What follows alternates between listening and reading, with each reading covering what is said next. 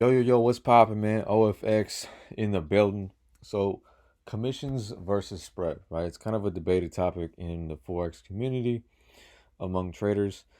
But if you don't know what it is, I use the broker Awanda, and with them, they have two different types of accounts. They have a spread account where you're literally just charged for spread, nothing else, which is really, really dope. And then you have a commission account where every single trade you take is charged with a fee called a commission. So if you take $1 per pip trade, you'll be charged $1, right? If you take $10 per pip trade, you'll be charged $10, and they charge you half in the beginning and half when the trade closes. The benefit of using commission is that you get access to smaller spreads. So with EU, for example, you would have access to zero point 0.2 to like zero point 0.7 pip spreads, which is pretty good, and you get access to really accurate entries. So your risk rewards are better, stop losses are smaller, stuff like that. With spread, usually the spread is like a pip higher than your commission account. So if it was like a zero point 0.4 pip spread on commission, it would be 1.4 on spread. So nothing crazy. It's just a little bit of a difference. But the main thing that got me thinking about doing this video, thinking about switching over to spread, was that in the long run, when you're really thinking about commissions, man, you get charged for every single trade you take, wins and losses. So, like in a whole year, if you're like upwards of 50, 60% accurate, which is still really, really good, 50 to 60% accuracy is really good. But when you're thinking about the commissions and how much money is really coming out with the commissions, like if you made $100,000 in a year on the commission account, probably I want to say like a third of that is going to commissions, man. Depending obviously on how much you trade, but I want to say if you make 100 G's, at least 20,000 is coming out from commissions, bro. Like I want to say that, and that might not be an exact accurate number, but it's still up there, and it's still a good amount of money to be putting towards commissions, and it's kind of a ridiculous amount if you add it up over a long period of time, over years and years and years. Versus spread is just your profits, and that's it. And it's really, really dope if you can manage a way to, use spread and just figure out how to trade with a little bit bigger spread. All the profits are yours. Literally no fees at all, which is really, really dope. So I figured out, the risk rewards and the percentages and everything. When you're trading with a commission account, if you want to risk 1% in your account, it's going to usually add up to 1.5 because of commissions. So if you actually want to risk 1%, you have to figure out how to make it to where your trade is like zero point 0.7 or whatever percent, and then the commissions will add up to 1%. But when you do that, you're going for a 5 to 1 or a 7 to 1, you actually won't get 5% or 7% because you're risking 1%, but the commissions added up to 1%. But if you want to risk actually 1% and be able to have, 5, 7% trades, you'll have to risk 1.5, sometimes 1.3, sometimes 2, just depending on your stop loss.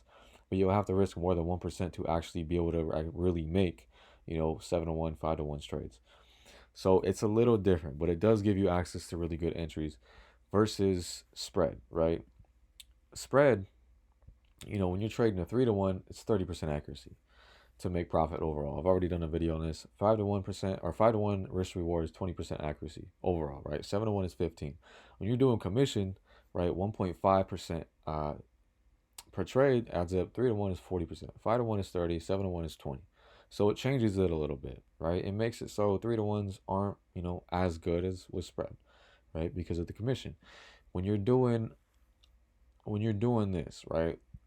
When you check this out and you're like, okay, bro, when you already configured the whole spread and everything, when you have this little entry, it goes up about zero point 0.3, and then this is about 1.4, right? So I already figured out the spread and everything.